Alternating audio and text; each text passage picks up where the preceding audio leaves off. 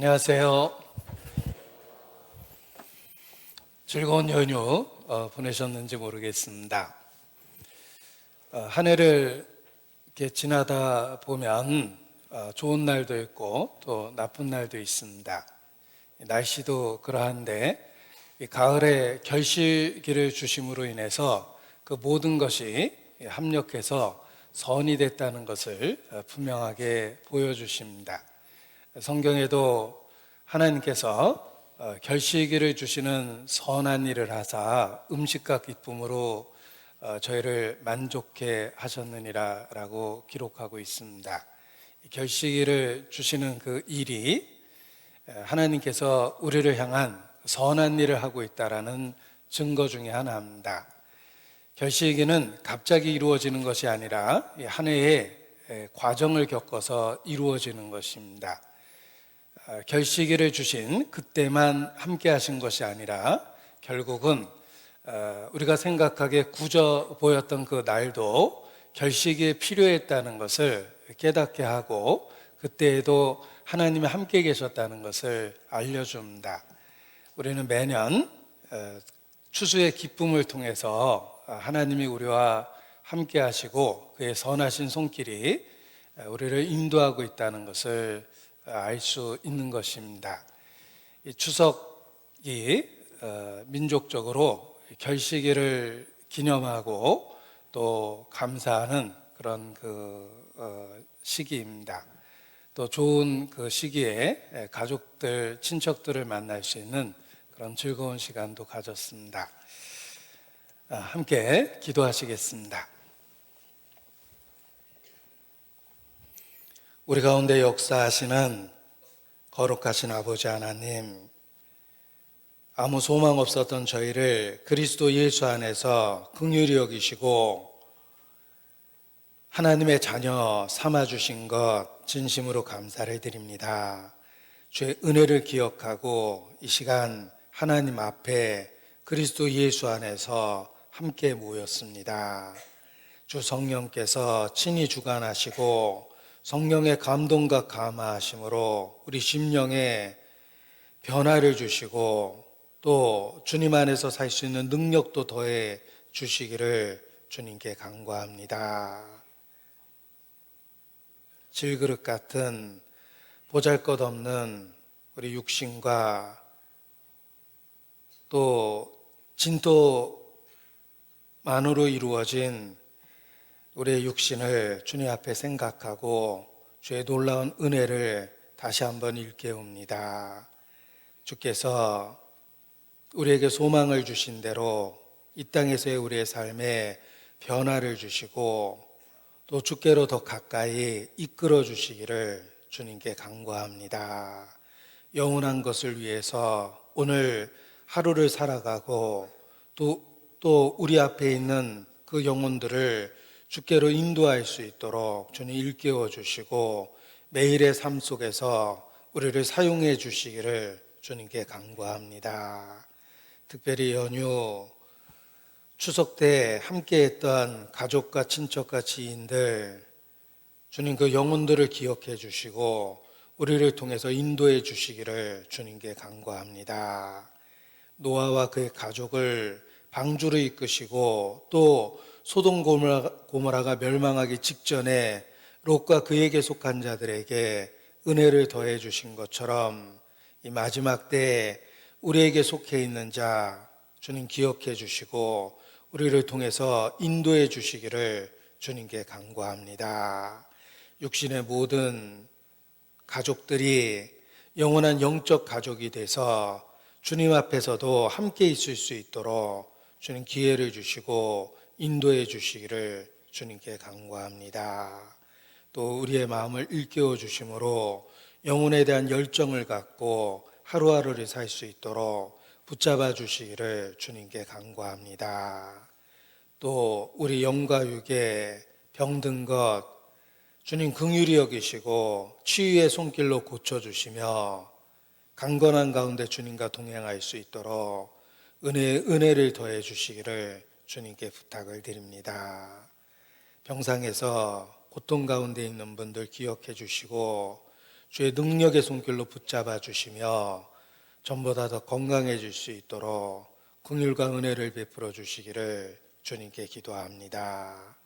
또 선교지 일선에서 수고하시는 선교사님들의 사역과 가정을 위해서도 기도합니다. 우리가 누리고 있는 좋은 것을 누리지 못하는 만큼 더 큰 은혜로 채워주시고 그 수고가 헛되지 않도록 주님 역사해 주시기를 주님께 부탁을 드립니다. 이 시간 하나님 앞에 함께 모여 머리 숙인 우리 각 사람을 기억해 주시고 햇빛으로 만물을 비춰주시듯이 주의 진리의 빛으로 비춰주시며 변화와 생명을 더 풍성히 허락해 주시기를 주님께 간구합니다. 함께 하시는 주께 모든 것을 의지합니다. 우리 가운데 살아계신 하나님의 영광을 나타내 주시옵소서. 주께 의지합니다. 고마우신 우리 구주 예수님 이름으로 기도합니다. 아멘. 네, 성경 구약 성경 스가랴 3장 말씀을 찾겠습니다. 스가랴 3장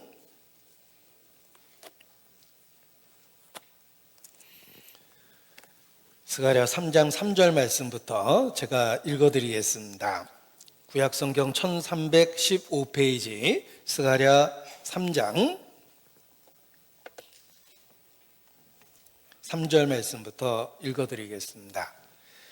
여호수아가 더러운 옷을 입고 천사 앞에 섰는지라 여호와께서 자기 앞에 선자들에게 명하사 그 더러운 옷을 벗기라 하시고 또 여호수아에게 이르시되 내가 내 죄가를 죄하여 버렸으니 내게 아름다운 옷을 입히리라 하시기로 내가 말하되 정한관을 그 머리에 씌우소서 하매 곧 정한관을 그 머리에 씌우며 옷을 입히고 여호와의 사자는 곁에 섰더라. 10절 스가랴 3장 10절 말씀은 함께 읽겠습니다. 만군의 여호와가 만하로나 그날에 너희가 각각 포도나무와 무화과나무 아래로 서로 초대하리라 하셨느니라.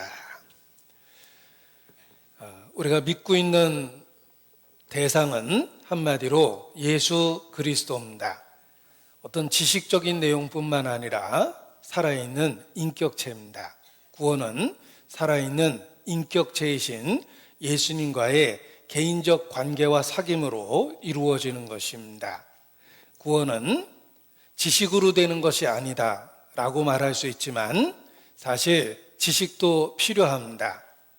정확하게 말하면 지식만으로 되는 것은 아닙니다. 지식도 필요하고 우리와 관계된 전인격적인 모든 것이 예수 그리스도의 관계 속에 사실 필요합니다.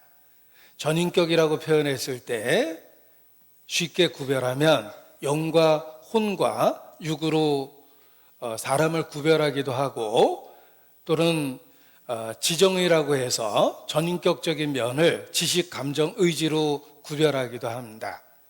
구원과 관련해서 예수 그리스도의 관계는 전인격적인 지정의, 지식, 감정, 의지가 사실 다 필요합니다. 예수님과 관계된 지식, 알아야 될 것을 반드시 알아야 됩니다. 그리고 감정적으로도 마음을 다하고 뜻을 다해서 주님께 집중해야 됩니다. 그리고 의지도 필요합니다. 우리의 개인적인 결단과 결심도 예수 그리스도의 관계에 반드시 필요한 것입니다.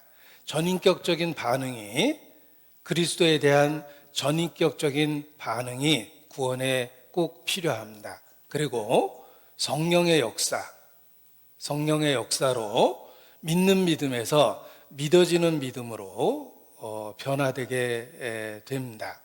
한마디로 우리가 믿는 믿음의 대상은 예수 그리스도며 우리와 관계된 모든 것으로 주님에게 집중해야 됩니다.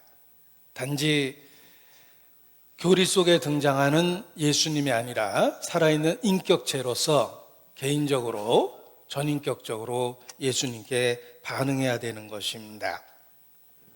그리고 살아있는 인격체와의 관계와 사귐이기 때문에 그 관계는 더욱더 확장성을 갖고 또한 더 친밀함을 갖게 됩니다. 부모 자식도 처음에 만나면 부모 자식이라는 관계는 있지만 사귐에 있어서는 거리감이 있습니다.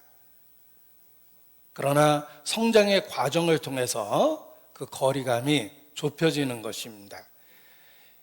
이 아이도 처음에 태어나면 부모에 대한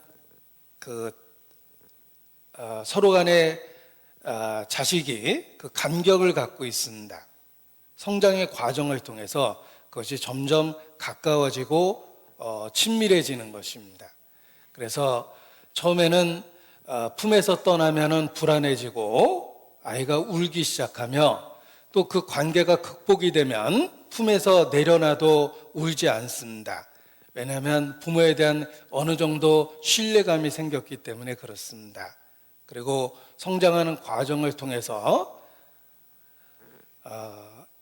아이는 더 부모를 신뢰하게 됩니다. 그래서 부모가 외출해도 자기를 버릴 것은 아니라는 확신을 갖고 평안하게 기다리게 됩니다. 그리고 때로 부모가 야단을 치고 꾸중을 해도 그 친밀함이 더해졌을 때는 부모가 자기를 사랑해서 야단치고 있다라는 생각도 하게 되는 것입니다. 이러한 생각은 처음부터 갖는 것이 아니라 시간이라는 과정 속에서 성장을 통해서 갖게 되는 것입니다. 영적으로도 그렇습니다. 우리가 동일한 대상, 예수 그리스도의 관계를 통해서 구원을 받게 되지만 그것은 신앙의 시작일 뿐입니다. 아이로 치면 탄생입니다. 그리고 성장과 성숙의 과정을 통해서 주님에 대해서 더 자세히 알게 되고 개인적인 친밀감도 깊어지는 것입니다. 그리고 주님을 마침내 자기 목숨처럼 여기고 자기와 분리되어 있었는 관계로서 여기고 살게 되는 것입니다. 주님은 살아있는 인격체입니다.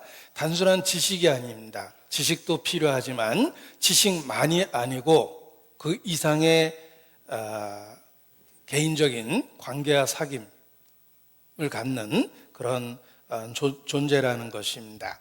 그래서 우리는 동일한 대상인 예수 그리스도를 많은 말씀을 통해서 더 가까이, 더 친밀하게 여기게 되고 주님과의 사귐이 더 가까워지는 것입니다. 오늘도 말씀을 통해서 우리의 믿음의 대상 예수 그리스도 동일한 분에 대해서 더 자세히 더 친밀함을 가질 수 있도록 말씀을 더 배우게 될 것입니다. 명절에는 이게 좋은 옷을 입을 수 있는 기회가 있었습니다. 어린 시절에 저는 막내로 자랐기 때문에 늘 옷을 물려받았습니다. 형이 입던 옷을 주로 물려받았고 심지어는 누나가 입던 옷도 물려서 입었습니다. 그래서 어머니한테 늘 투정할 때 엄마는 막내 헐값에 키워서 본전 다 뽑았어, 이런 식으로 제가 투정했던 기억도 갖고 있습니다. 그러나 새로운 옷을 사주는 아주 특별한 시기도 있었는데 주로 명절 때입니다. 이 명절 때 새로운 옷을 사주셔서 아껴 입었던 그런 그 어린 시절의 추억을 파편적으로 갖고 있습니다. 추석이라는 명절을 보냈는데 오늘은 영적으로 이렇게 새 옷을 일깨울 수 있는, 최고의 옷을 일깨울 수 있는 그런 시간을 갖고자 구원의 옷, 의의 겉옷인 예수 그리스도에 대한 이야기를 나누고자 합니다. 동일한 본문으로 여러 번 이야기했기 때문에 이미 그 스가랴 3장 본문을 찾는데 익숙해졌을 거라고 생각을 합니다. 예수 그리스도와의 관계와 사귐을 옷으로 비유해서 평생에 기억할 수 있도록 그 교훈을 마음에 새겨주신 것입니다. 하나님이 입혀주시는 구원의 옷, 의의 겉옷, 그리고 하나님 앞에 완전한 예복을 갖출 수 있도록 머리에 쓰는 모자, 이 모든 말씀들은 한마디로 예수 그리스도에 대한 예표입니다. 예수 믿는다라는 의미를 우리가 쉽게 이해할 수 있도록 구원의 옷, 의의 겉옷, 그리고 신랑이 사모를 쓰는 것과 같은 이런 표현으로 모자에 비유해서 말씀해 주신 것입니다. 에덴 동산에서 아담 하와가 범죄했을 때 그들은 벌거벗었다는 부끄러움을 스스로 가리기 위해서 무화과 나무 잎사귀로 옷을 입었습니다.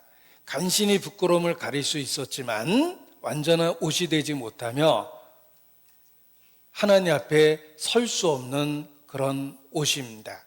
그때 하나님께서 그 무화과 나무 잎사귀로 된 그들의 옷을 벗기고 하나님이 직접 가죽옷을 지어 입히셨습니다. 그래서 훗날 예수 그리스도를 통해서 그들의 부끄러움을 가려주고 온전히 구원해 줄 것을 예표했고 약속해 주신 것입니다. 아담 하와에게 입혀준 가죽옷, 바로 신약시대에 우리에게 입혀주신 예수 그리스도입니다. 예수 그리스도는 구원해 오시며 의의 겉옷이며 신랑이 쓰는 사모와 같은 완전한 예복의 형태를 만들어주는 것입니다. 그래서 옷을 입는다는 비유를 통해서 예수님 믿는다라는 것이 어떤 의미를 갖고 있는지를 우리에게 확실하게 가르쳐 주신 것입니다. 옷의 역할을 생각해 보면 예수 그리스도로 옷 입는다라는 말의 의미를 더 깊이 있게 깨달을 수 있습니다. 옷이 하는 역할을 생각해 보십시오. 첫 번째는 부끄러움을 가려주는 것입니다. 벌거벗은 수치를 가려주는 것이 바로 옷입니다. 누구든지 자기 옷을 지켜 벌거벗고 다니지 아니한 자가 복이 있다. 구원받지 못한 모든 사람들은 하나님 앞에 벌거벗고 있는 것입니다. 영적으로 벌거벗고 있는 것입니다. 벌거벗은 상태에서는 궁정에서 열리는 파티에 갈 수가 없습니다. 신데렐라도 자신의 재투성인 더러운 옷 때문에 궁정에서 열리는 파티에 갈 수 없어서 슬퍼했습니다. 죄인이 그렇습니다. 하나님 앞에 죄인의 모습은 마치 벌거벗고 있는 상태와 같습니다. 예수 그리스도는 완전한 예복을 우리에게 입혀주시는 것과 같습니다. 그래서 천국잔치에 참여할 수 있도록 우리를 준비시켜주는 것입니다. 옷의 역할을 생각해 보십시오. 벌거벗은 수치를 가려주는 것, 이것이 옷입니다. 예수 그리스도는 하나님 앞에 벌거벗은, 죄로 인해서 벌거벗은 우리의 수치를 완전하게 가려주시는 구원의 옷, 의의 겉옷, 그리고 머리에 쓰는 정결한 관, 곧 모자와 같은 완전한 예복에 비유될 수 있습니다.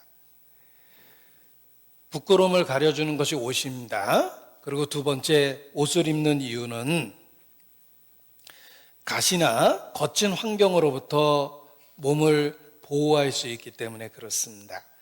예를 들면 뜨거운 햇볕으로부터 몸을 보호하기 위해서 우리는 긴 옷을 입고 태양열로부터 몸을 보호하기도 하며 숲속을 걸어갈 때 거친 가시로부터 몸을 보호하기 위해서 반바지보다는 긴 바지를 입고 숲의 환경에 맞는 옷을 입고 숲속을 돌아다닙니다.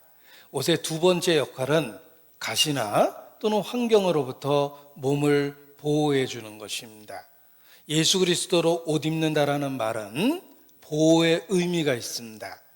우리가 살고 있는 이 세상은 저주받은 세상입니다. 죄로 인해서 가시와 엉겅퀴가 가득한 세상입니다. 영적으로도 그렇습니다. 잡초가 가득하고 가시와 엉겅퀴가 가득합니다. 우리 농사 짓는 사람의 경험담을 빌려서 이야기해 보면 흙과 마치 풀씨가 50대 50으로 섞여 있는 것과 같다. 무슨 놈의 풀이 이렇게 지긋지긋할 정도로 계속 나오냐라고 이야기를 합니다. 이 세상의 땅은 비옥한 옥토가 아니라 잡초풀이 가득한 그런 땅입니다. 그래서 땀을 흘려서 가꾸어야지 됩니다. 이 세상에는 잡초가 가득하고 가시와 엉겅퀴가 가득합니다. 그 이유는 죄로 인해 저주를 받았기 때문입니다. 이 세상에서 돌아다니기 위해서는 우리의 몸을 보호할 수 있는 옷이 필요합니다. 영적으로 그러합니다. 예수 그리스도입니다. 예수 그리스도도 옷 입혀 주셔서 가시와 환경으로부터 우리를 완전하게 보호해 주는 것입니다. 더더욱 이 세상은 날씨에 있어서 기복이 있습니다. 때로는 덥고 때로는 춥습니다. 우리의 육체적 활동에 여러 가지 어려움을 주는 더위가 있고 추위가 있습니다. 그때 옷은 변함없이 일상을 생활할 수 있도록 만들어줍니다. 더운 날씨에는 시원한 옷을 입고 추운 날씨에는 두꺼운 옷을 입어서 몸을 보호해 줄 수가 있습니다. 기온적으로 기복이 심한 이 세상에서 옷이 꼭 필요합니다. 마찬가지로 우리가 살고 있는 세상에서 예수 그리스도는 영적인 옷입니다. 그리고 그 환경적인 기복으로부터 때로는 덥고 추워지는 그 세상의 변화로부터 우리를 보호해 주는 것입니다. 예수 그리스도가 그러합니다. 부끄러움을 가려줍니다. 그리고 두 번째는 우리를 보호해 주는 존재라는 것입니다. 예수 그리스도입니다. 그리고 옷은 또한 신분을 나타냅니다. 정복을 입은 사람을 보고 그 사람의 직업을 쉽게 알 수 있습니다. 경찰관의 옷을 입은 사람은 경찰관이고 또 세관 옷을 입은 사람은 세관원입니다. 그 사람이 하는 역할을 나타내기 위해서 우리는 제복을 입힙니다. 또 소방관은 그 옷을 입음으로 인해서 직업을 분명하게 드러내고 그 직업적인 임무를 잘 수행할 수 있게 됩니다. 소방관이 소방복을 입었을 때 자기 역할을 잘하게 되는 것입니다. 옷은 신분을 나타내며 또 일할 수 있는 기능과 관련이 되어 있습니다. 예수 그리스도가 그러합니다. 우리가 예수 그리스도도 옷 입는다는 것은 왕 같은 제사장이라는 신분을 나타내며 예수 그리스도로 옷 입음으로 말미암아 왕처럼 지낼 수 있고 제사장처럼 그 역할을 기능적으로 할 수 있게 되는 것입니다. 그런 많은 의미가 있기 때문에 그리스도로 옷 입혀주신다는 비유적인 표현을 사용한 것입니다. 어렵게 만들기 위해서 비유를 사용한 것이 아니라 영적인 진리와 실체를 우리가 생활 속에서 좀 더 구체적으로 이해할 수 있도록 비유로 설명해 주신 것입니다. 나는 크리스찬입니다. 예수 그리스도로 옷 입습니다. 예수 그리스도로 옷 입음으로 말미암아 죄로 인한 부끄러움을 완전하게 가리고 있습니다. 그리고 가시와 엉겅퀴가 가득한 이 세상에서 그리스도로 옷 입음으로 말미암아 환경적인 보호를 받고 있습니다. 그리고 내가 입고 있는 이 옷은 왕 같은 제사장이라는 영적인 신분을 나타내며 그 기능을 잘 수행할 수 있도록 만들어주는 특별한 옷입니다. 우리는 예수 그리스도로 옷 입은 것입니다. 어린 시절 무슨 양복 선전이 다른 선전이 회사의 경쟁 상대가 아무리 선전을 해도 한마디로 제압할 수 있는 그런 그 좋은 양복 선전이 있었습니다. 혹 기억하시는지 모르겠습니다. 결론은 버킹엄. 뭐 이런 선전이 있었습니다. 그거 흉내내서 이렇게 결론을 내는 그 광고들이 많아졌습니다. 예를 들면 껌이라면 롯데. 뭐 이렇게 얘기해 놓으면 다른 사람이 할 말이 없죠. 그런데 사실 결론은 버킹엄이라는 그런 그 선전 문구를 흉내낸 겁니다. 그냥 딱 결론을 내주는 거죠. 자, 어린 시절 결론은 버킹엄이라는 선전 문구를 강력하게 기억하고 있습니다. 왜냐하면 다른 어떤 좋은 경쟁사가 있다 하더라도 이것저것 생각해봤자 결론은 버킹검이다. 이렇게 정말 기가 막힌 광고 카피라고 생각을 했습니다. 영적으로 그러합니다. 결론은 예수 그리스도입니다. 오직 예수입니다. 우리가 이 땅에서 어떠한 삶을 살았든 어떠한 길을 걸어갔든 자기의 생명을 얻기 위해서는 결론은 예수 그리스도입니다. 그래서 전도할 때 그러한 마음에서 담대한 마음을 갖게 되는 것입니다. 지금은 비난해도 어차피 하나님을 찾아야 될 게 인생의 목적이기 때문에 당신이 제정신이 차리고 인생의 목적을 찾으려 할 때는 지금 들었던 말이 기억날 것이다.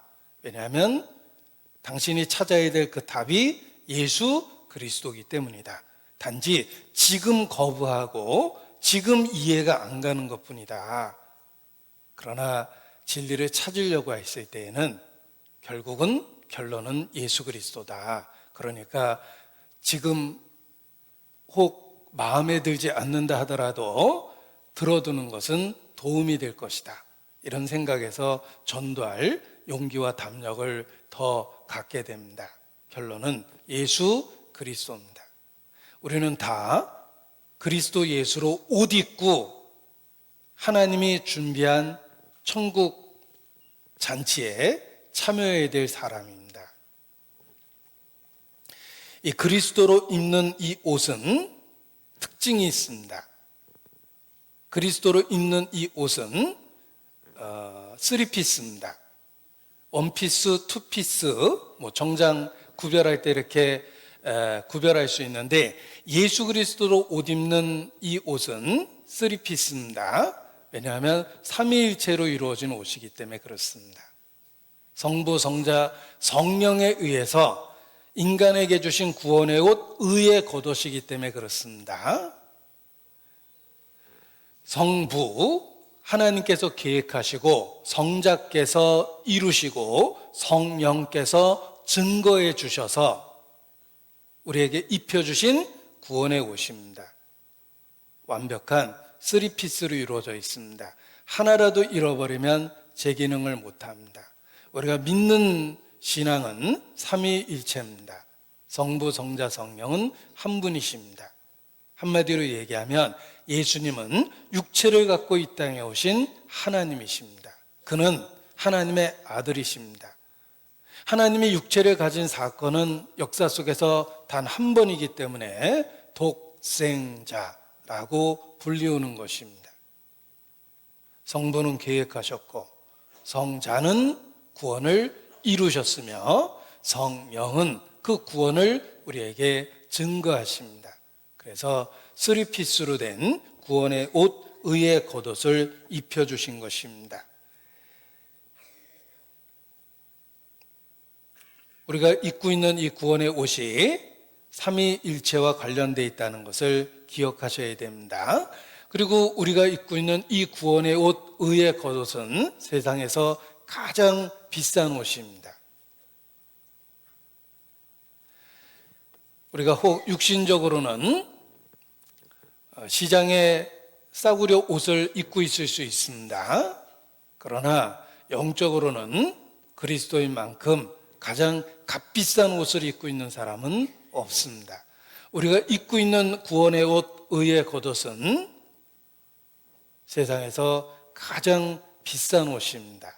얼마 주고 산 옷이냐면 하나님의 아들의 피로, 하나님의 피로 산 옷이기 때문에 가장 비싼 옷이라고 말씀드릴 수 있는 것입니다. 사도행전 20장 28절입니다. 계시록을 먼저 보겠습니다. 요한계시록 5장.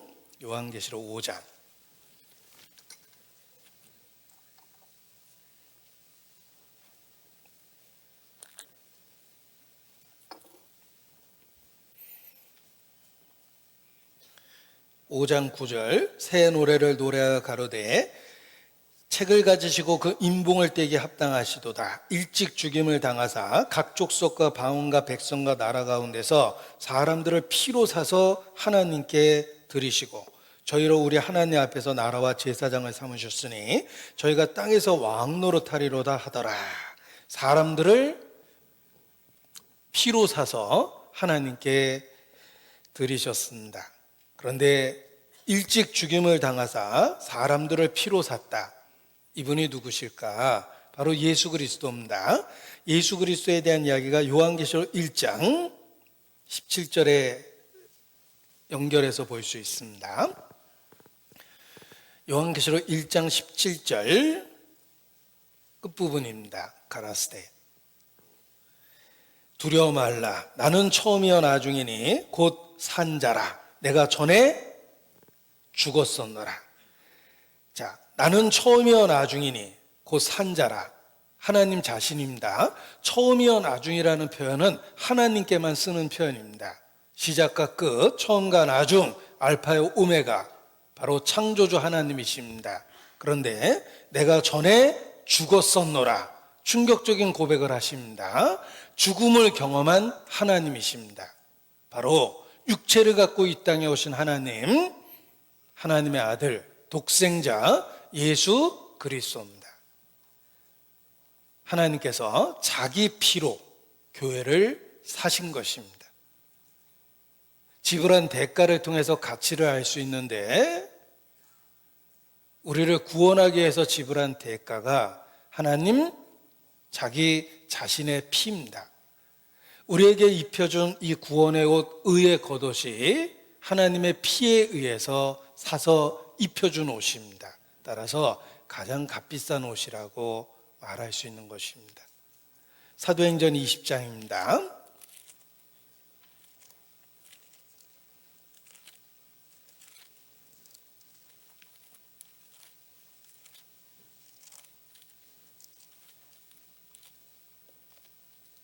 (28절)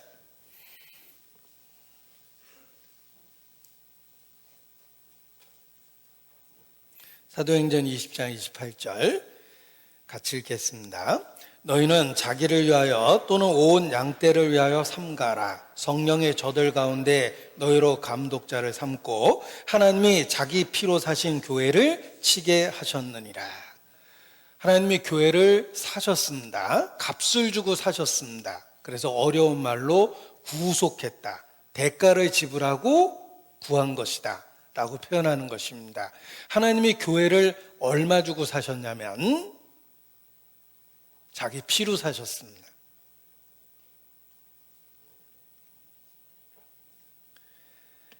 교회의 가치를 보여주는 것입니다. 하나님은 심심풀이로 인간을 만들고 교회를 구속한 것이 아닙니다.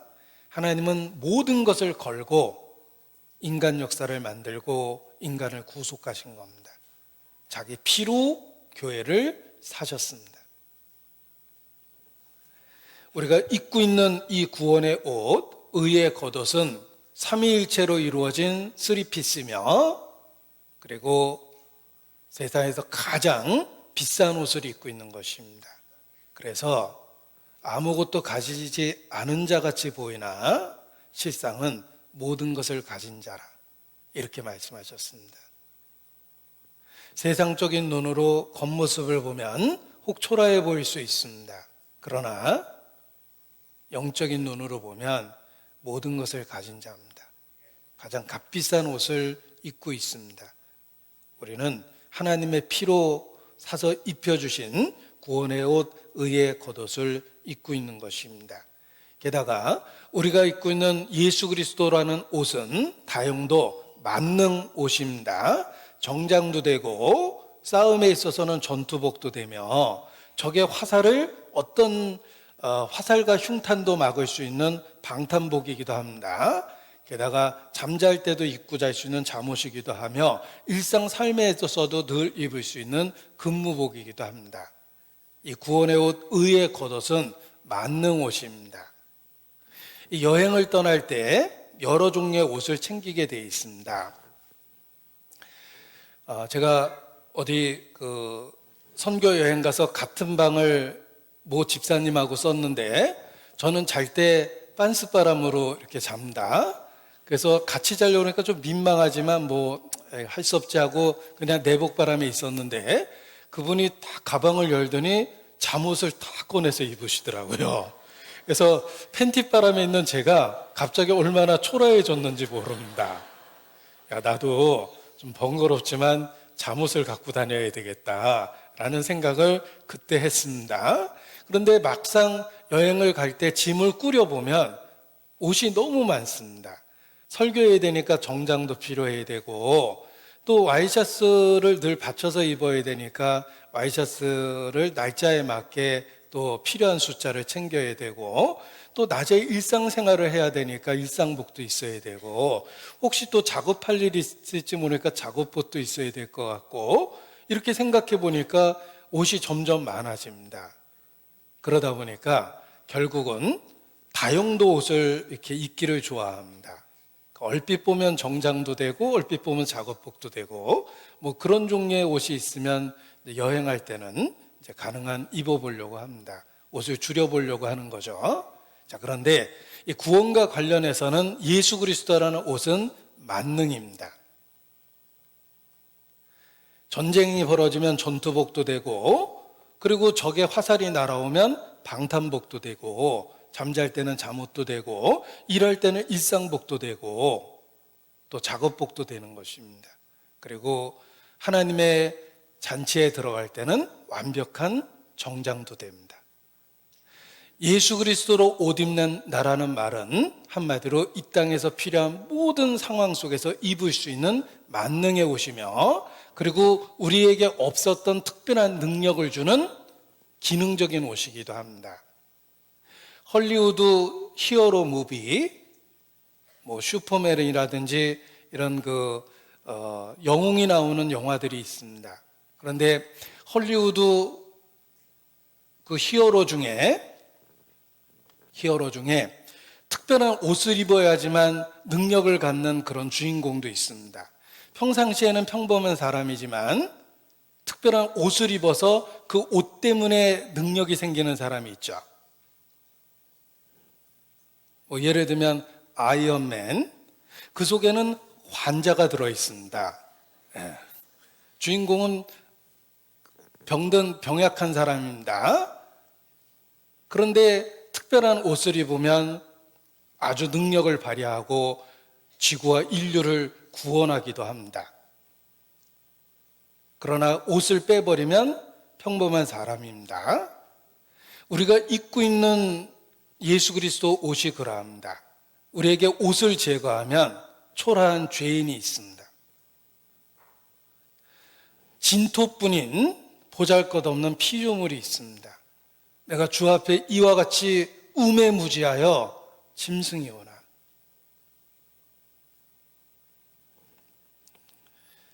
아무런 가치를 영적으로 가질 수 없는 초라한 존재가 있습니다. 그러나 그리스도로 옷 입을 때 아주 특별한 능력을 갖게 됩니다. 그리스도로 옷 입는다라는 이 특별한 구원의 옷은 우리에게 없었던 능력을 주십니다. 그래서 삶의 변화를 만들어냅니다. 그리스도로 입는 이 옷은 만능 옷이며 우리에게 능력을 더하는 기능적인 옷이기도 합니다. 그리고 그리스도로 옷 입는 이 구원의 옷은 누구든지 입을 수 있는 프리 사이즈입니다. 남자나 여자나 종이나 주인이나 신분 여와 상관없이 누구든지 입을 수 있는 프리 사이즈의 다용도 옷입니다. 큰 자나 작은 자나 부유한 자나 가난한 자나 지혜 있는 자나 지혜 없는 자나 헬라인이나 야만이나 남자나 여자나 종이나 자유자나 유대인이나 이방인이나 누구든지 입을 수 있는 옷이 바로 구원의 옷 예수 그리스도입니다. 나도 입을 수 있습니다. 그래서 하나님이 입혀주신 이 예수 그리스도라는 구원의 옷은 생각해 보면 이렇게 특별한 면을 갖고 있습니다. 삼위일체로 이루어진 쓰리피스며 하나님의 피로 사신 가장 비싼 옷이다. 그리고 일상의 생활뿐만 아니라 전투 시에도 또 정장도 될 수 있는 다용도 옷이며, 그리고 특별한 기능과 능력을 더해주는 옷이기도 합니다. 우리를 이 세상에서 날아오를 수 있게 만들어주는 기능도 갖고 있는 특별한 옷입니다. 그리고 더더욱 놀라운 것은 프리 사이즈예요. 누구든지, 높은 자나 낮은 자나 부한 자나 가난한 자나 누구든지 입을 수 있는 그런 옷입니다. 그런 구원의 옷, 의의 겉옷을 우리에게 주신 것입니다. 나는 예수 그리스도를 믿습니다. 나는 예수 그리스도로 옷 입고 있습니다. 하나님 앞에 그렇습니다. 그리고 예수 그리스도로 옷 입은 이 옷은 벗는 옷이 아니에요. 우리의 피부 가죽이 그러합니다. 농담할 때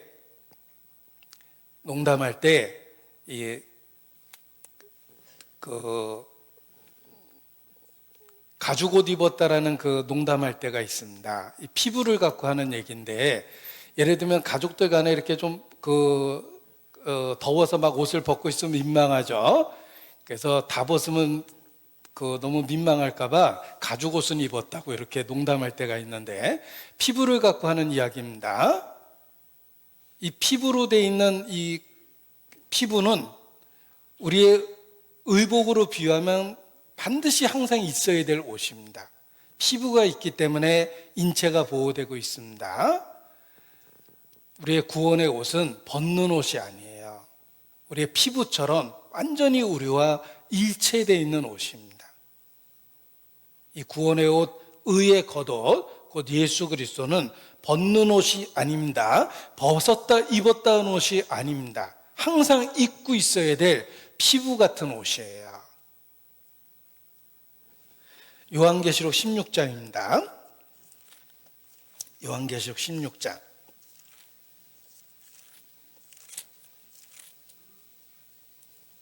15절, 요한계시록 16장 15절.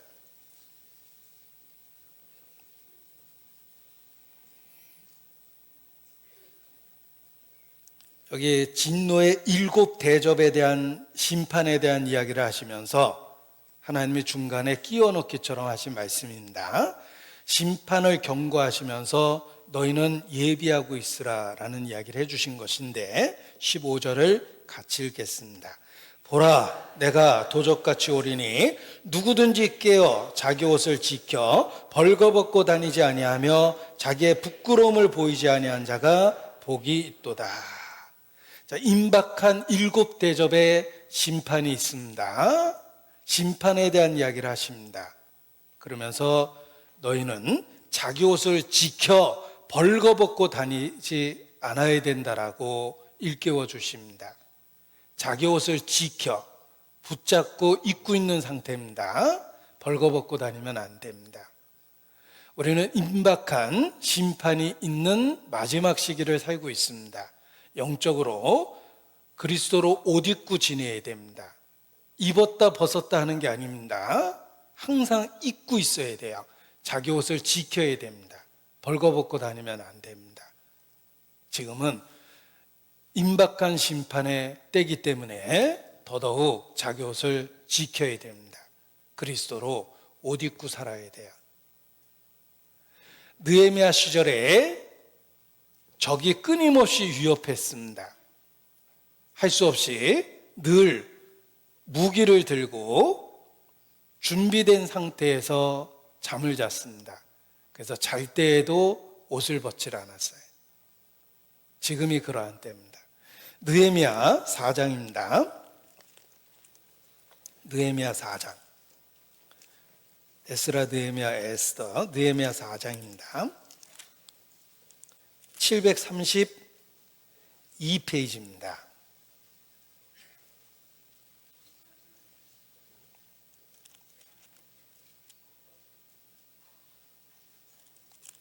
적들이 끊임없이 위협했습니다. 그래서 철저하게 준비하고 지낼 수밖에 없었습니다. 17절에 보면 성을 건축하는 자와 담보하는 자는 다 각각 한 손으로 일을 하며 한 손에는 병기를 잡았는데, 자, 이스라엘 독립 직후의 영상 보신 적 있죠? 실탄을 장전한 총을 어깨에 메고 그리고 농기구로 땅을 가꾸는 모습을 영상으로 본 적이 있습니다.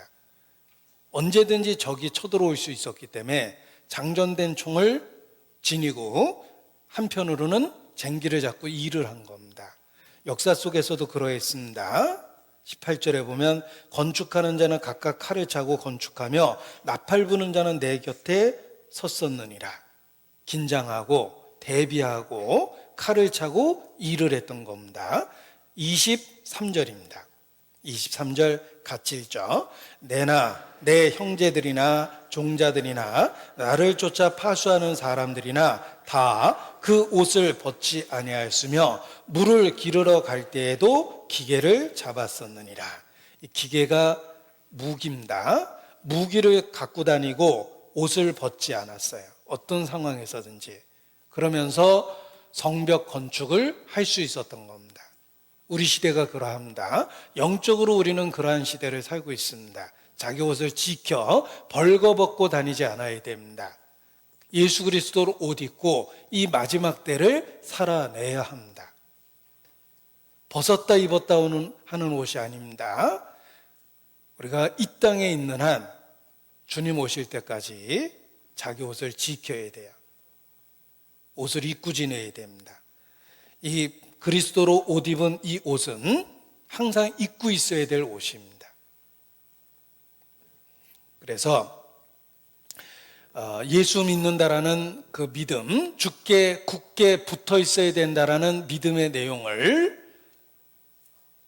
예수 그리스도로 옷 입고 그 옷을 지킨다라는 표현으로 비유적으로 이해하기 쉽게 말씀해 주신 것입니다. 우리는 이 옷을 항상 입고 이 마지막 때를 살아내야 합니다.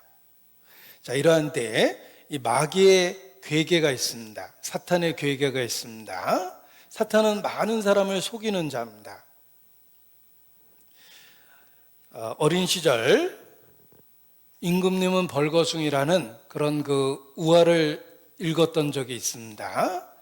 아주 새로운 옷 입기를 좋아하는 임금에게 사기꾼이 접근을 했습니다. 이것은 세상에 하나밖에 없는 귀한 옷입니다. 그런데 여러 보석과 금으로 만드는 옷인데 참 신기한 건 착한 사람만이 이 옷을 볼 수 있습니다. 이렇게 왕을 속인 겁니다. 그리고 금과 보석을 끊임없이 요구하면서 옷감을 만드는 척합니다. 왕이 와서 보니까 아무것도 없습니다. 그런데 아무것도 없다고 하면 스스로 착하지 않다라는 뜻이기 때문에 있는 척, 보이는 척 했습니다. 야, 정말 옷감이 아름답구나 이렇게 얘기했더니 사기꾼이 거들죠. 아, 왕이시여 보옵소서, 이런 옷감 보셨습니까? 그리고 나중에는 그 옷을 입혀주는 척 합니다. 착한 사람 눈에만 보이는 특별한 옷이니까. 그리고 사기꾼은 도망갔고 왕은 그 옷을 입고 백성들 앞에서 행차합니다. 소문이 났습니다. 착한 사람 눈에만 보인다고 온 백성들에게 소문이 났기 때문에 백성들은 다 이구동성으로 왕이 아름다운 옷을 입고 있다라고 말을 합니다. 그때 순진한 한 아이가 진실을 말합니다. 왕이 벌거벗었다고. 그제서야 사람들은 그 순진한 어린아이의 말을 통해서 자기들의 어리석음을 발견하고 사기꾼에게 사기당했다는 걸 알게 됩니다. 자, 어린 시절에 들었던 벌거숭이 임금님이라는 교훈이 들어있는 우화입니다. 영적으로도 그러합니다. 사탄은 많은 사람들이 벌거벗고 있음에도 불구하고 아름다운 옷을 입고 있다라고 속입니다. 장로라는 옷을 입고 있고 신학 박사라는 옷을 입고 있고 하나님 복에 칭찬받을 거라는 거짓의 옷을 입혀줍니다.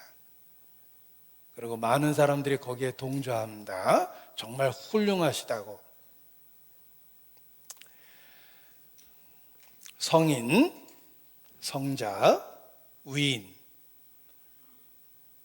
나는 이 세상에서 이 세 단어를 절대 믿지 않는다. 한 유명한 크리스찬이 했던 표현입니다. 하나님 앞에 위인은 없습니다. 성자는 없습니다. 성인은 없습니다. 서로 높여주고 인정한 것이지 그의 삶을 낱낱이 들여다보면 저의 은밀히 행하는 것들은 말하기도 부끄러움이라. 하나님 앞에 의인은 없습니다. 우리는 다 벌거벗고 있습니다. 아름다운 옷을 입은 척해도 어느 날 진실이 드러납니다. 벌거벗고 있는 거예요. 사탄은 많은 사람들을 속입니다. 아무것도 입지 않고 있는데 아름다운 옷을 입었다라고 속입니다. 지금도 종교라는 노름 속에서 많은 사람들이 스스로를 속이고 있습니다. 하나님 앞에 빨가벗고 있으면서도 거룩한 척, 의로운 척, 착한 척, 자기 의에 대한 자부심을 갖고 삽니다. 어느 날 하나님 앞에 벌거벗고 서게 될 겁니다. 그리고 말할 수 없이 당황하고 부끄러움을 당하게 될 거예요. 내 죄가 정녕 너를 찾아낼 줄 알라. 사탄은 지금도 많은 사람을 속이고 있습니다. 분명히 벌거벗고 있는데 입고 있다라고 축혀주고 높여주고 인정해주는 겁니다. 사탄에게 속으면 안 됩니다. 너희가 믿음 안에 있는가? 내 자신을 시험하고 확증하라고 일깨워 주십니다. 사단은 지금도 많은 사람들을 아름다운 옷을 입고 있다고 속이는 존재입니다. 그리고 이 구원의 옷, 의의 겉옷은 중요한 것이 있습니다. 내가 스스로 만들어서 입는 옷이 아니라 하나님이 입혀주시는 옷입니다. 우리는 자기 의를 벗어버리고 하나님이 입혀주신 구원의 옷, 의의 옷을 입어야 됩니다. 그런데 많은 사람들이 자기 스스로 만든 옷을 입겠다고 하나님이 준비해 주신 옷을 거절합니다. 이것이 문제입니다. 마태복음 22장입니다.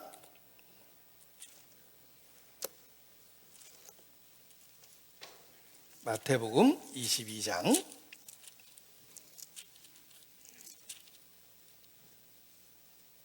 2절 혼인잔치의 비유가 있습니다.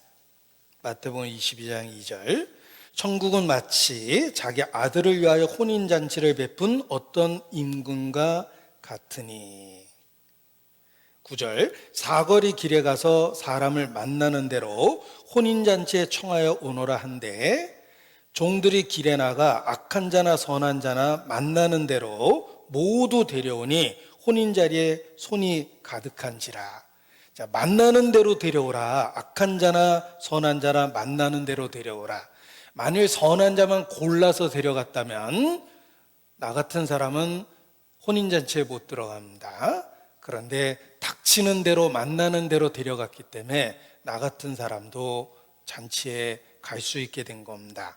11절 임금이 손을 보러 들어올새 거기서 예복을 입지 않은 한 사람을 보고 가로되 친구여 어찌 예복을 입지 않고 여기 들어왔느냐 하니 저가 유구무원이거늘 임금이 사환들에게 말하되 그 수족을 결박하여 바깥 어두움에 내어 던지라. 거기서 슬피 울며 이를 가며 있으리라 하니라. 자, 예복 입지 않은 한 사람이 쫓겨납니다. 왜 이 사람이 쫓겨났는지 생각해 보십시오. 혼인잔치를 준비했습니다. 잔치를 준비한 사람은 잔치에 들어오는 사람들에게 똑같은 겉옷을 입혀줍니다.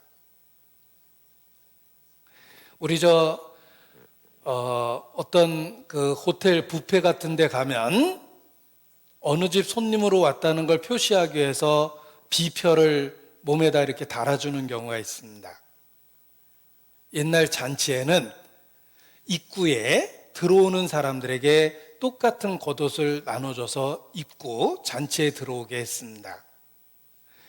우리 군부대를 방문하게 되면 평상복을 입고 군부대를 돌아다니지 못하고 작전 지역이기 때문에 군복을 입혀줍니다.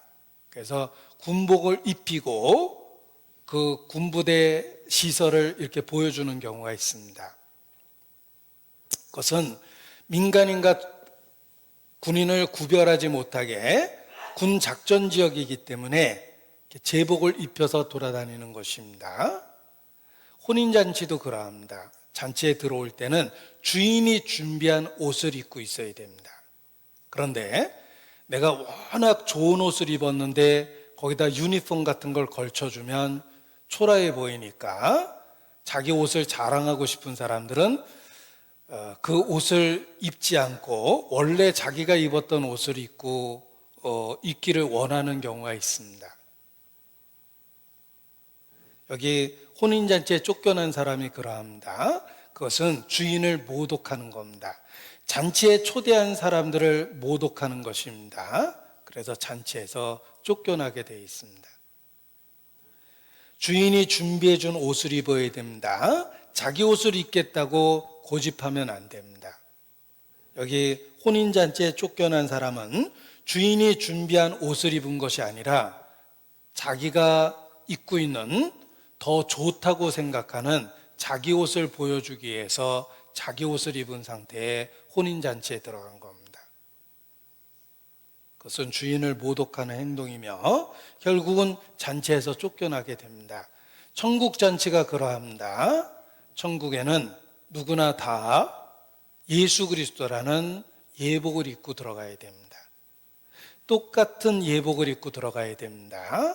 그런데 자기 의라는 자기 옷을 입고 들어가려고 하면 하나님 앞에 쫓겨나게 되어 있습니다.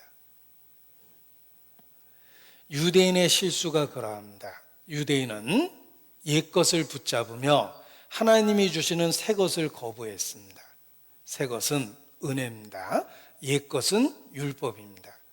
그들은 보잘것없는 자기들의 율법의 공로를 의지하고 예수 그리스도라는 은혜를 거부했습니다. 그들이 유대인입니다. 자기 것을 붙잡느라고 하나님이 주신 것을 거부한 겁니다. 그래서 유대인이 버림을 받게 된 것입니다. 누가복음 5장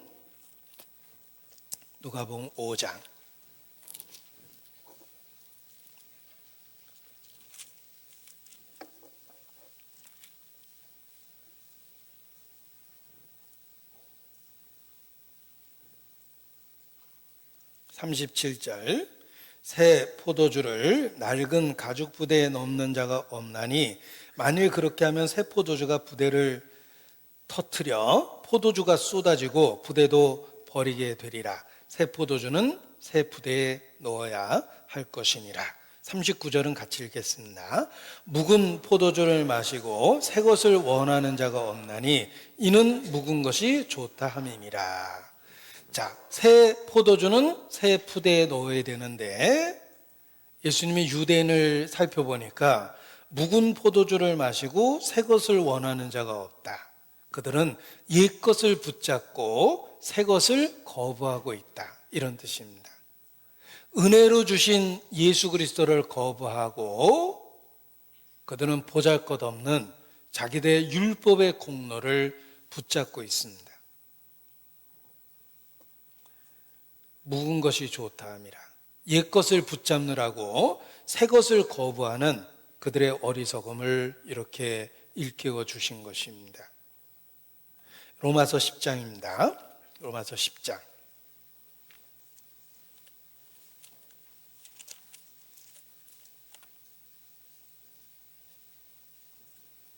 로마서 10장 2절부터 제가 읽어드리겠습니다. 유대인의 실패의 원인입니다.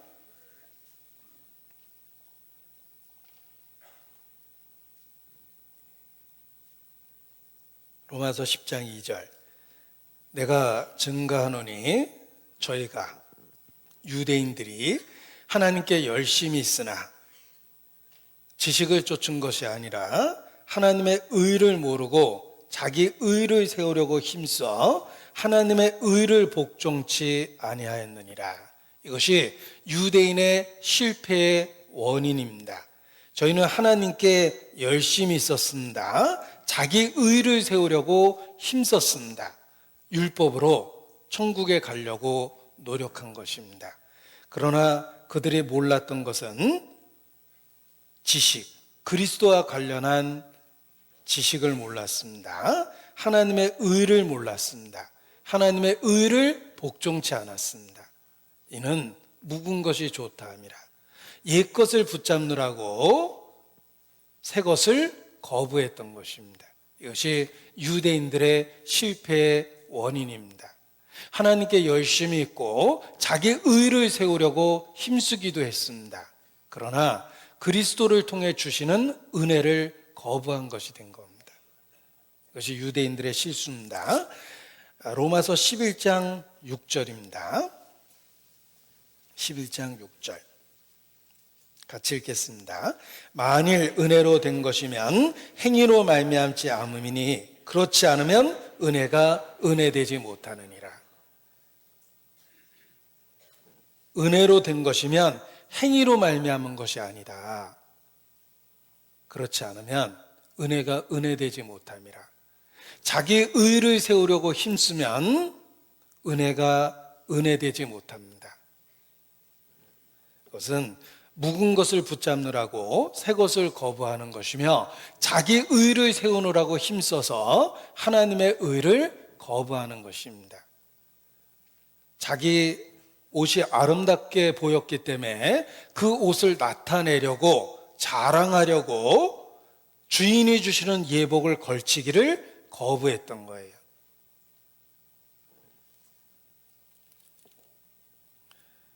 그것은 주인이 주시는 예복을 거부하는, 주인을 거부하는 그런 그 죄를 짓는 것입니다.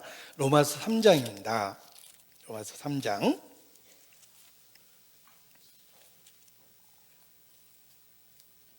28절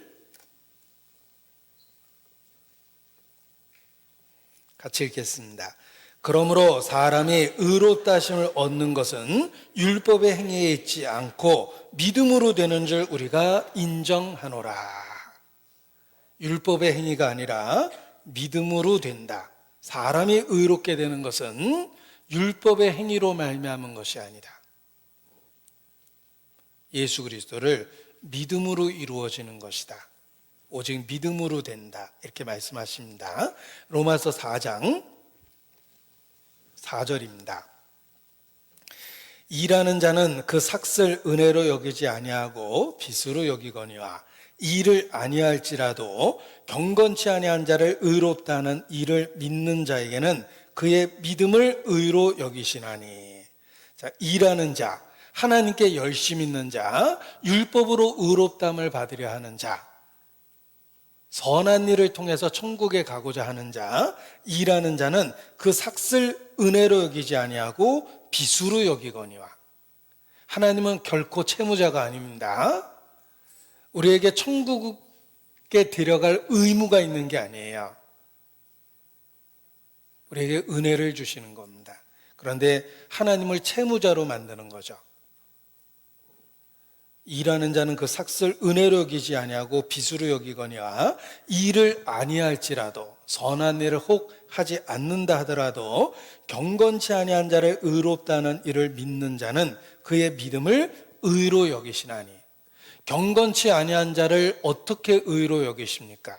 그 유일한 방법은 십자가입니다. 예수 그리스도 안에서 경건치 않은 자를 의롭다 여기십니다. 그 예수님을 믿는 자는 그 믿음을 의로 여겨주십니다. 그래서 이 로마서가 다 율법의 행위로 의롭담을 얻는 것이 아니라 오직 믿음으로 의롭담을 얻는다는 이야기를 반복해서 해주는 것입니다. 14절입니다. 14절 같이 읽겠습니다. 만일 율법에 속한 자들이 후사이면 믿음은 헛것이 되고 약속은 패하여 졌느니라. 율법으로 되는 것이 아니다. 그러면 그리스도의 죽음조차도 헛것이 된다.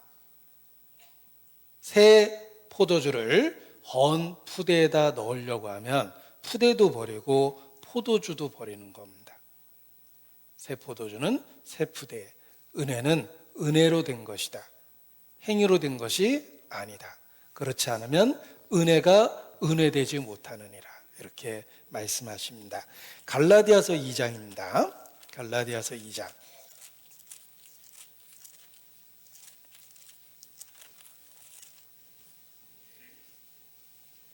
16절, 갈라디아서 2장 16절.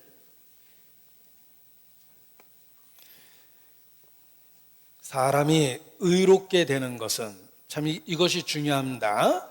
사람이 의롭게 되는 법을 알아야지 천국에 갑니다. 의인이라야 천국에 가기 때문에 그렇습니다. 그러니까 중요하기 때문에 문장이 긴 거예요. 중요한 이야기가 들어있습니다. 16절을 같이 읽죠.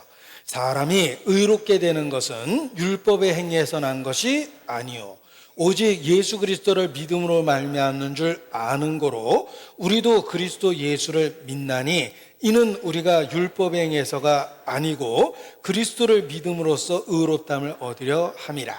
율법의 행위로서 의롭다함을 얻을 육체가 없느니라. 자, 율법의 행위로 되지 않는다라는 말을 3번이나 한 문장에 반복하셨습니다. 강조한 거예요. 율법의 행위로 말미암지 않습니다. 오직 예수 그리스도를 믿음으로 의롭다함을 얻습니다. 우리가 갖고 있는 의는 예수 그리스도를 믿음으로 얻은 의며 주인이 직접 주신 예복입니다. 내가 스스로 준비한 초라한 옷이 아니라 주인이 주신 옷을 걸치고 천국 잔치에 들어가는 겁니다. 갈라디아서 5장, 이게 중요하기 때문에 아주 단호하게 얘기하셨어요. 5장 4절, 5장 4절입니다. 같이 읽겠습니다. 율법 안에서 의롭다함을 얻으려 하는 너희는 그리스도에서 끊어지고 은혜에서 떨어진 자로다. 그리스도에게서 끊어지고 은혜에서 떨어진 자로다. 얼마나 충격적인 이야기입니까? 이렇게 강하게 이야기하신 이유가 율법으로 의롭다함을 받는 게 아니라는 걸 확실하게 알려주려고 가장 강렬한 표현을 쓰신 겁니다. 율법 안에서 의롭다함을 얻으려 하는 너희는 그리스도에게서 끊어지고 은혜에서 떨어진 자라.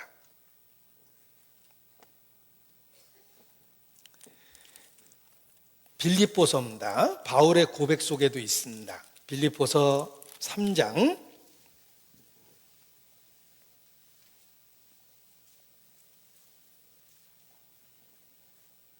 9절입니다. 3장 9절. 빌립보서 3장 9절. 같이 읽습니다. 그 안에서 발견되려 함이니 내가 가진 의는 율법에서 난 것이 아니요 오직 그리스도를 믿음으로 말미암은 것이니 곧 믿음으로 하나님께로서 난 의라. 바울도 율법으로 하나님 앞에 서는 것이 아니라 예수 그리스도를 믿음으로 하나님의 은혜로 선다라는 이야기를 강조하신 것입니다. 바울조차도 그러면 우리는 더 말할 것도 없는 거예요. 우리는 오직 믿음으로 하나님의 은혜로 하나님 앞에 서게 되는 것입니다. 디모데 후서입니다. 디모데 후서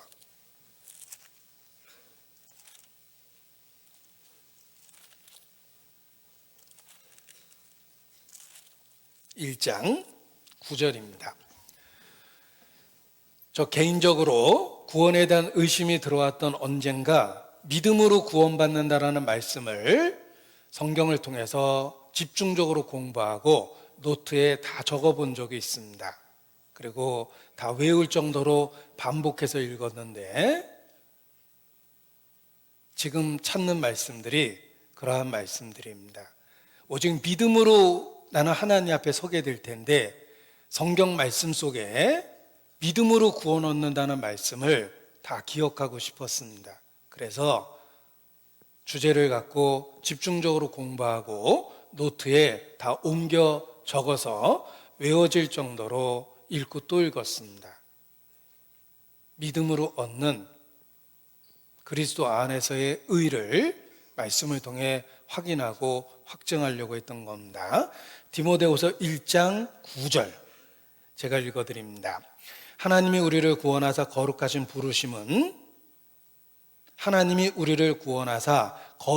부르심으로 부르심은 우리의 행위대로 하심이 아니요 오직 자기 뜻과 영원한 때 전부터 그리스도 예수 안에서 우리에게 주신 은혜대로 하심이라. 행위대로 하심이 아니요 은혜대로 하심이라. 그래서 하나님 앞에 설 수 있게 된 것입니다. 디도서입니다. 디도서 3장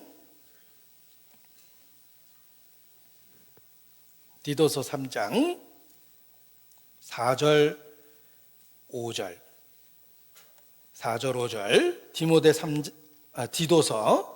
디도서 3장 4절 5절.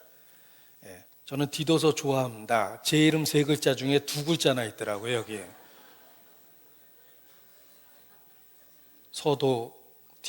디도서? 아무튼 제 이름 세 글자 중에 두 글자가 나옵니다. 4절 5절 같이 읽겠습니다. 우리 구주 하나님의 자비와 사람 사랑하심을 나타내실 때에 우리를 구원하시되 우리의 행한 바 의로운 행위로 말미암지 아니하고 오직 그의 긍휼하심을 조차 중생의 씻음과 성령의 새롭게 하심으로 하셨나니. 우리의 행한 바 의로운 행위로 말미암지 아니하고 우리의 행한 바 의로운 일로 우리를 구원하려 하셨다면 우리는 구원받을 수 없습니다. 부족해도 한참 부족하죠. 하나님의 영광에 이르지 못합니다. 그럼에도 불구하고 하나님 앞에 설 수 있는 이유는 오직 그의 긍휼하심을 조차 중생의 씻음과 성령의 새롭게 하심으로 하셨기 때문입니다. 그의 긍휼하심을 조차 그의 긍휼, 그의 은혜 때문에 하나님 앞에 설 수 있는 것입니다. 행위대로 하심이 아니요 은혜대로 우리를 구원하십니다. 우리는 그 은혜를 의지해서 그의 긍휼과 은혜를 의지해서 하나님 앞에 설 수 있는 것입니다. 자, 은혜 아니면 나서지 못하네. 십자가의 그 사랑, 능력 아니면 나서지 못하네. 은혜 아니면 나서지 못하네. 놀라운 그 사랑, 은혜 아니면 나서지 못하네. 이 찬송 가사에 반복되는 부분이기 때문에 전체적으로 기억은 나지 않아도 은혜 아니면이라는 부분이 확실히 기억이 납니다. 은혜 아니면 하나님 앞에 나설 수 없습니다.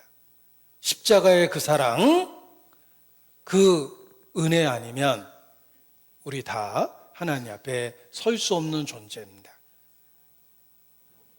우리는 행위대로가 아니라 은혜를 의지해서 하나님 앞에 서게 되는 것입니다. 그리고 중요한 건 오직 은혜입니다. 오직이라는 말은 행위라는 말과 섞일 수 없다라는 뜻입니다. 행면 행위, 은혜면 은혜예요. 둘은 섞일 수 있는 게 아닙니다. 오직 은혜로 하나님 앞에 서게 되는 것입니다. 누가복음 5장입니다. 누가복음 5장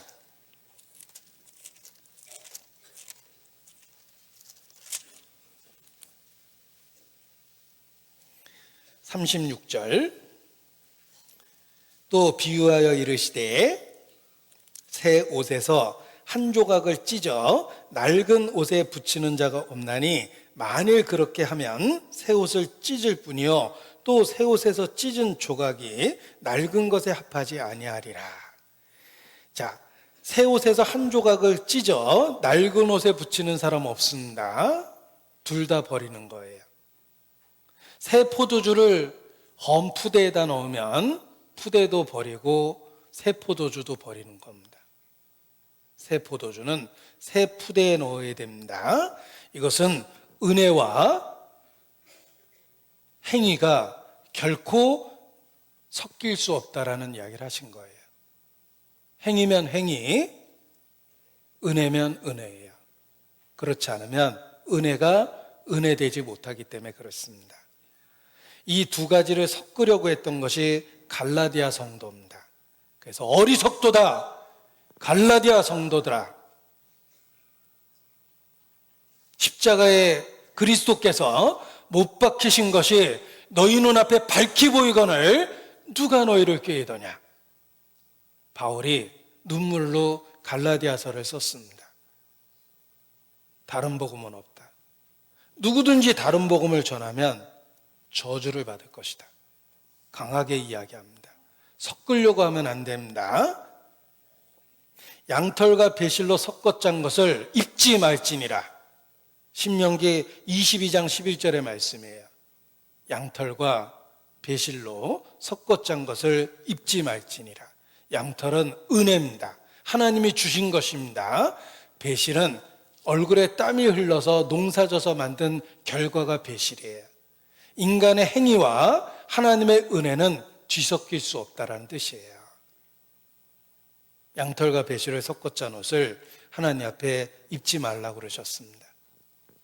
그렇다고 뭐 혼방 입지 말라는 뜻은 아닙니다. 영적인 교훈을 주신 거예요. 새 포도주는 새 푸대. 자, 새로운 재료를 사다가 맛있는 찌개를 끓이다가 그저께 먹다 남은 음식이 생각이 났어요. 버리긴 아깝고 새로 끓인 찌개와 슬쩍 섞었습니다. 모 며느리가. 시어머니가 맛을 봅니다. 굉장히 좋은 재료를 넣고 끓였는데 맛이 이상합니다. 아가, 너 이거 한번 맛봐라. 이상합니다. 너 혹시 먹던 음식 넣었냐? 라고 물어봅니다. 좀 아깝다고 먹던 음식 남은 거 넣어놓으니까 새롭게 끓인 음식까지 다 버린 겁니다. 결국은 그 좋던 재료로 끓인 새 음식까지 다 버리게 된 겁니다. 누구든지 할 수 있는 이야기입니다. 영적으로도 그러합니다. 자기의 행위와 하나님의 은혜를 섞으려는 것은 정말 어리석은 거예요. 그 둘 다 버리기 때문에 그렇습니다. 그래서 갈라디아서에 그렇게 엄하게 얘기하신 거예요. 그건 정말 어리석은 겁니다. 갈라디아서 4장입니다. 그게 갈라디아 교회가 잘못됐던 내용이에요. 갈라디아서 4장입니다. 8절.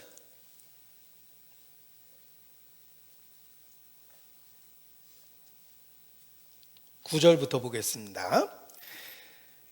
8절부터 보겠습니다. 그러나 너희가 그때에는 구약적인 규례에 매여 있을 그때입니다. 하나님을 알지 못하여 본질상 하나님의 아닌 자들에게 종노릇하였더니 이제는 너희가 하나님을 알 뿐더러 하나님의 아신 바 되었거늘 어째여 다시 약하고 천한 초등학문으로 돌아가 다시 저희에게 종노릇하려느냐. 너희가 날과 달과 절과 해를 삼가 지키니 내가 너희를 위하여 수고한 것이 헛될까 두려워하노라. 자, 그들은 구약적인 규례로 다시 돌아갔습니다. 날이라는 게 안식일이라든지 또는 월삭이라고 해서 달의 첫날 이런 날들을 지키는 겁니다. 날과 달과 절기와 해, 하나님이 정해놓은 구약적인 규례들이 있습니다.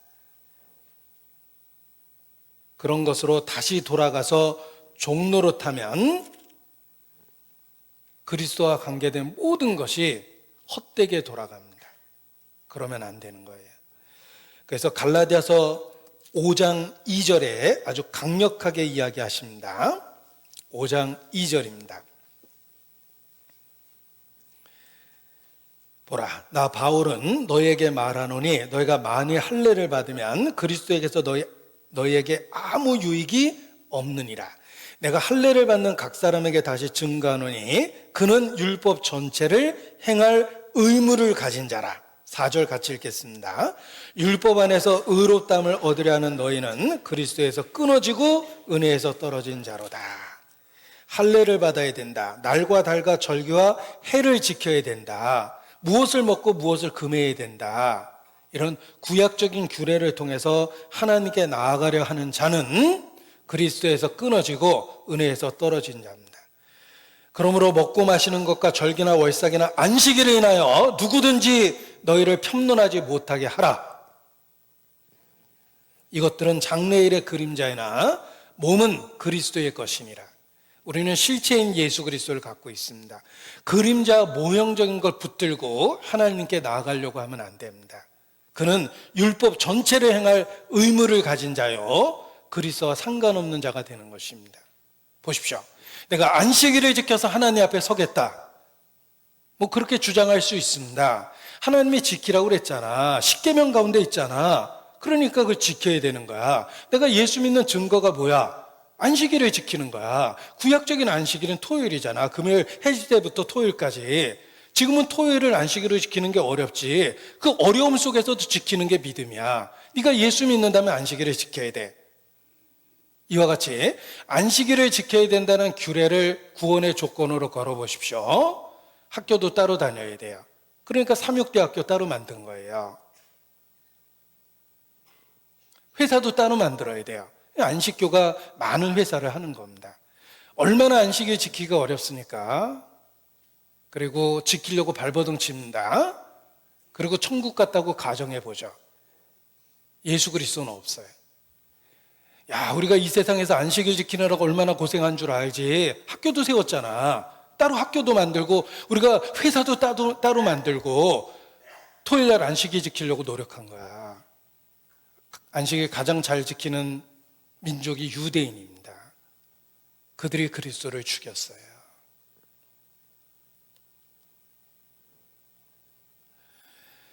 만약 구원의 조건을 붙인다면 은혜가 은혜되는 게 아닙니다. 인간의 공로가 되는 거예요.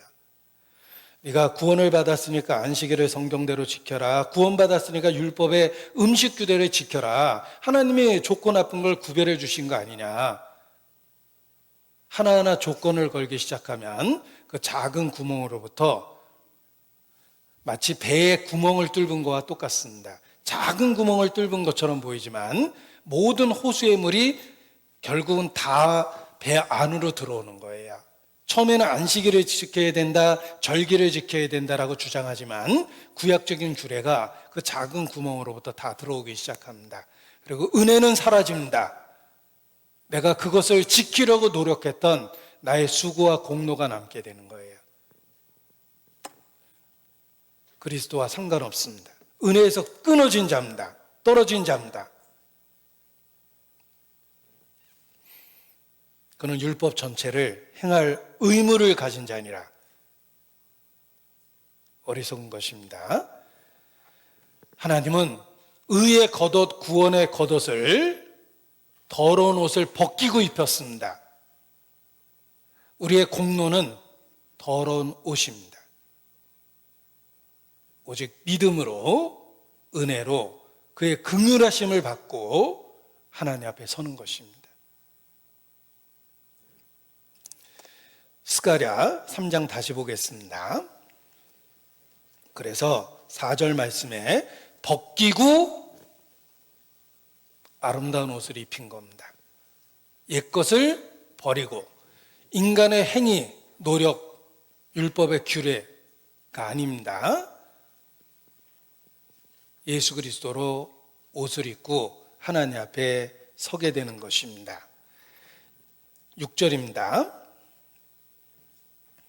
여호와의 사자가 여호수아에게 증거하여 가로되 만군의 여호와의 말씀에 내가 만일 내 도를 준행하며 내 율례를 지키면 내가 내 집을 다스릴 것이요 내 뜰을 지킬 것이며 내가 또 너로 여기 섰는 자들 중에 왕래케 하리라. 자, 우리에게 놀라운 특권을 주십니다. 내 집을 다스릴 것이라. 내 뜰을 지킬 것이라. 다스리고 지킨다고 그랬죠? 우리에게 주신 특권입니다. 또 여기 섰는 자들 중에 왕래케 하리라. 성령의 교통하심을 줍니다. 우리에게 주신 특권입니다. 내 집을 다스릴 것이며 내 뜰을 지킬 것이며 여기 섰는 자들 중에 왕래케 하리라. 그리스도인에게 주신 특권입니다. 조건이 있죠. 내가 만일 내 도를 준행하며 내 율례를 지키면. 여러분, 신약시대에 구약시대의 모든 도와 규례가 예수 그리스도 한 분으로 집약된 것입니다. 예수 믿는다라는 말에 하나님의 모든 규례를 지킨다는 말이 이루어져 있는 겁니다. 왜냐하면 그리스도는 율법의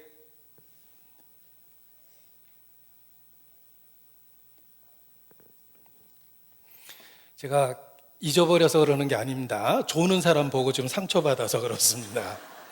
중요한 이야기 하려고 그러는데,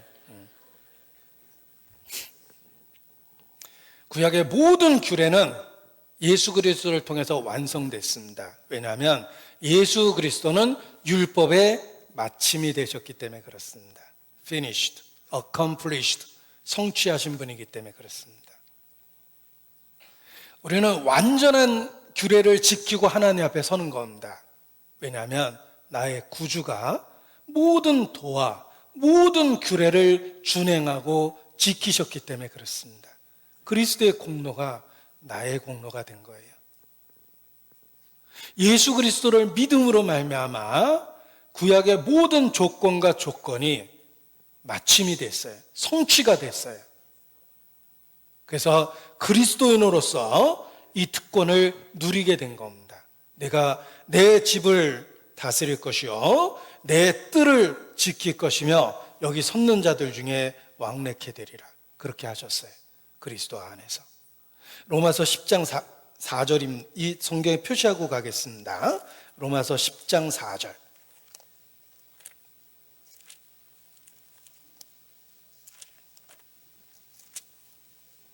로마서 10장 4절.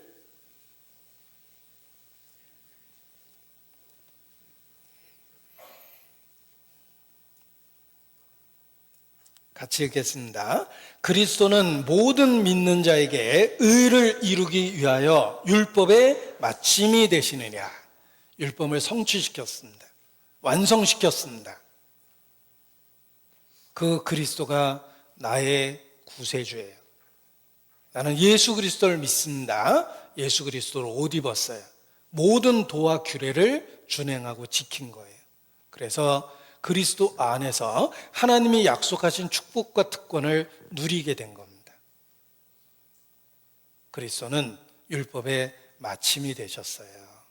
구약에 어떤 규례가 있다 하더라도 그리스도 예수는 그 모든 규례의 마침이 되셨습니다. 다 이루신 거예요.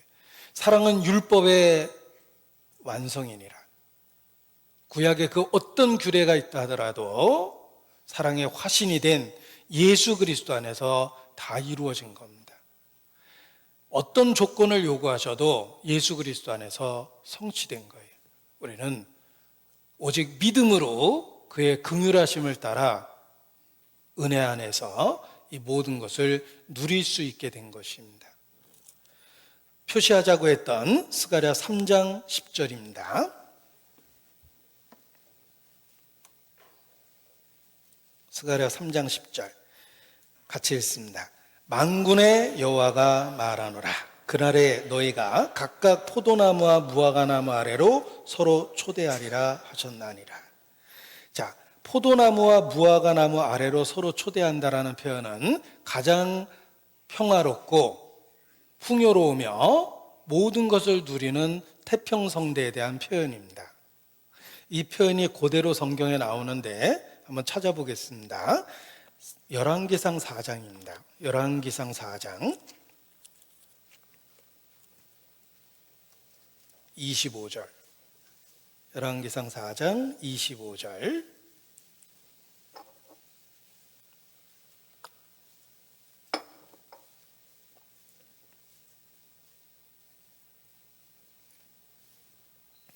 열왕기상 4장 25절 같이 읽죠. 솔로몬의 사는 동안에 유다와 이스라엘이 단에서부터 무에세바에 이르기까지 각기 포도나무 아래와 무화과나무 아래서 안연히 살았더라. 솔로몬의 태평성대에 대한 표현입니다. 단에서 부엘세바, 단은 지도를 놓고 보면 최고의 북단, 그리고 브에세바는 지도를 놓고 보면 사람이 살 수 있는 지역상 최고의 남단입니다. 따라서 온 이스라엘을 표현하는 관용적 표현이 단에서 브에세바까지, 한반도를 표현하는 관용적 표현이 백두산에서 한라산까지, 온 이스라엘을 표현하는 관용적 표현이 단에서 브에세바까지 온 이스라엘의 태평성대가 이루어졌습니다. 각기 포도나무 아래와 무화과나무 아래서 안연히 살았더라. 이것이 천년왕국에 대한 예표입니다. 그리스도 예수 안에서 하나님은 우리에게 평안과 풍요로움을 약속해 주셨습니다. 그래서 그날에 각각 포도나무와 무화과나무 아래로 서로 초대하리라, 이렇게 말씀하신 것입니다. 이것이 그리스도 안에서 누리는 우리의 영적인 풍요로움과 평안함입니다. 평안을 너에게 끼치노니 평강이 있을지어다. 그리스도 예수 안에서 지금 영적으로 누리는 우리의 평안함과 풍요로움을 포도나무 아래와 무화과나무 아래로 초대하는 것으로 표현하신 거예요. 우리가 전도하는 것은 이러한 풍성한 영적 교제에 사람들을 초대하는 것입니다. 우리에게 있는 이 보배를 나누기 위해서 초대하는 것입니다.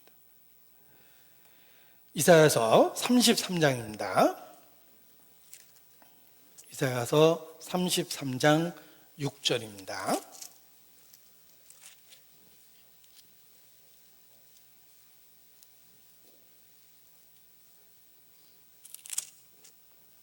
(33장 6절)